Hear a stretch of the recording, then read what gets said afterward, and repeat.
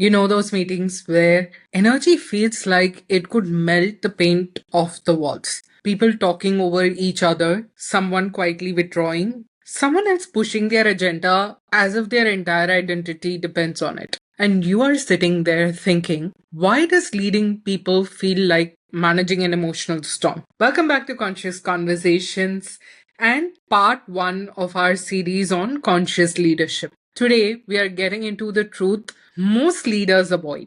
And here's where it is. Your leadership doesn't break down in the situation, it breaks down inside you first. I'm sure we've all had those moments where someone challenges your idea and your heartbeat becomes louder than your logic. Harvard calls this emotional hijack.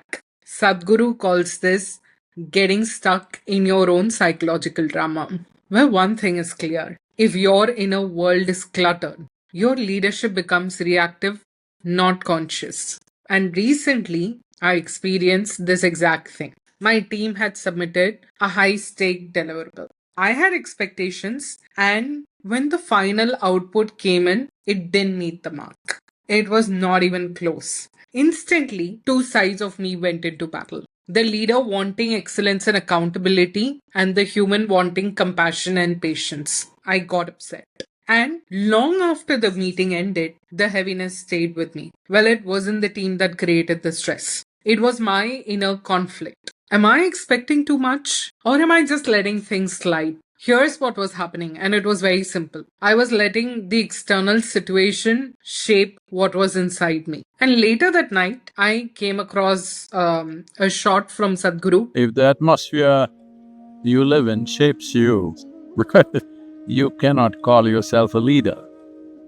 Only if you shape the atmosphere you live in, then you're a leader. I think I've heard it before, but I had the opportunity to revisit it once again. He said something that really made me stop. If the atmosphere you live in shapes who you are, you cannot call yourself a leader. Because what had happened back in the day, earlier in the day, was because of that moment, I realized that I possibly wasn't shaping that day. I let disappointment shape me. I let the pressures shape me. I let the energy in the room shape me. Based on what Sadhguru says, a conscious leader doesn't get shaped by the atmosphere. A conscious leader shapes the atmosphere. And that was a shift I needed. Once that clicked, the emotional knot loosened. Not because the situation changed, but honestly, I had changed.